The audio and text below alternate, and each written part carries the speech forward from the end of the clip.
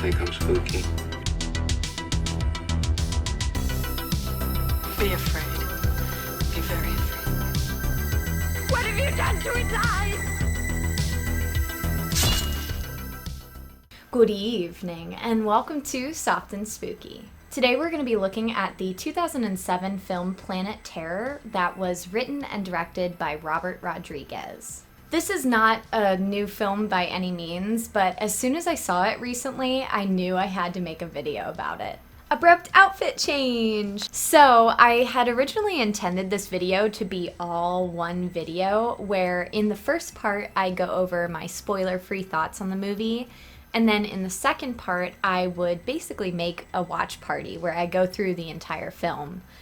But as you could have expected, that video was long as hell, like way too long. And so I decided to cut it up into two separate ones. So today is just going to be the spoiler-free review, and then I'm going to have the watch party video coming out soon. I also feel like this actually might be good for anybody that after watching this spoiler-free review decides to watch the movie. Then you get a chance to watch it and then come back to my watch party video and we can kind of discuss our thoughts in the comments. Speaking of, feel free to leave in the comments below whether you prefer the short form content, like shorter videos, or if you like the longer ones. I just kind of want to get a feel for what everybody's vibing with, because I personally love watching really long videos, but I know that's not everyone's cup of tea. So please let me get some feedback in the comments. It would really help.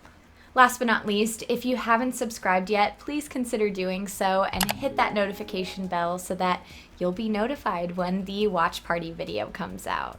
And without further ado, let's sink our teeth in.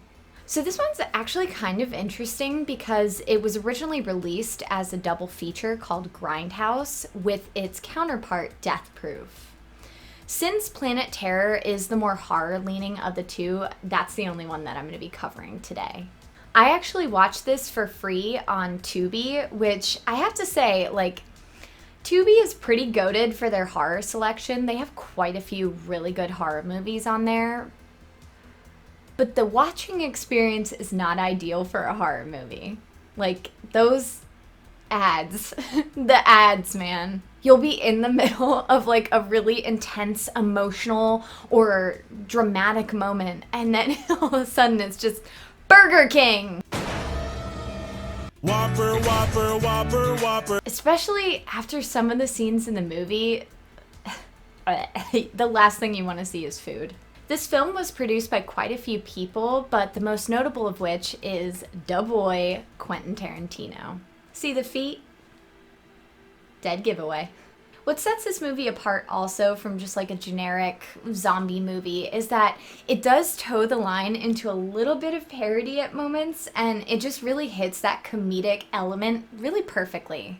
Additionally, I think that this is a phenomenal script. Like, I think it is really fun, great pacing, and it's helped a lot by the cast. I feel as though they all were well aware of how over the top and ridiculous this concept is and some of the situations are, but it feels like nobody half-assed it. Like, everybody was still very much invested in it, and I think that's what sells the comedy of it so well. I'd do everything in my power to keep them alive.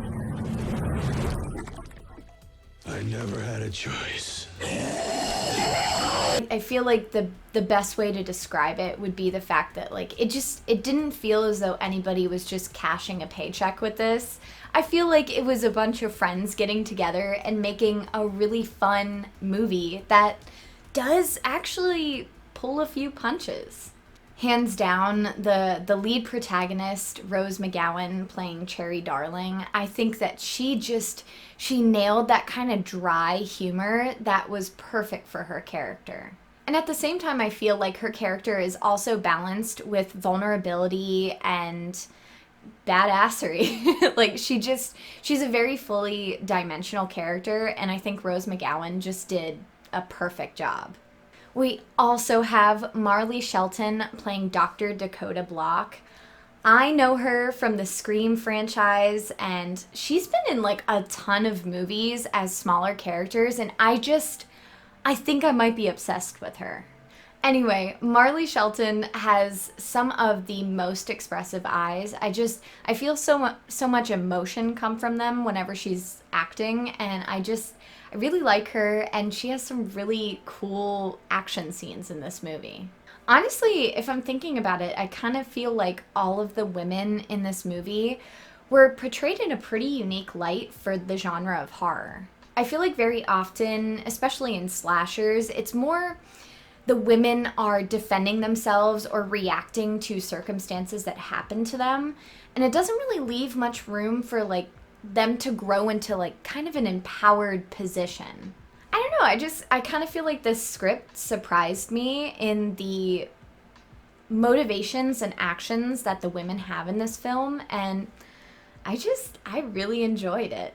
Like, yes, obviously, the women in this film are conventionally attractive and they are wearing revealing clothes, but it never really felt like the focal point of this movie. And it kind of felt as though, yeah, I can be wearing revealing clothing and still kick the shit out of someone. So I don't know, I thought it was like pretty cool.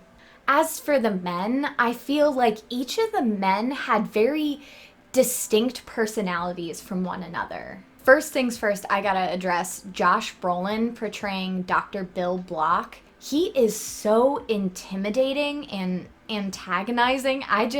He was genuinely kind of scary.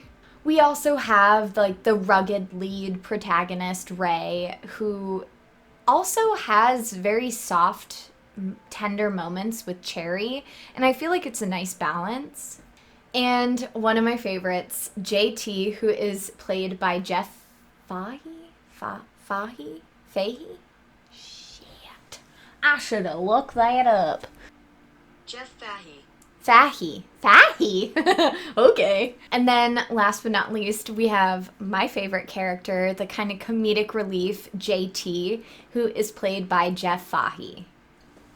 Fahey? Damn it, I just listened to it. Jeff Fahey. Fahey. I think he just had such great delivery and timing, and he was honestly perfect for the role.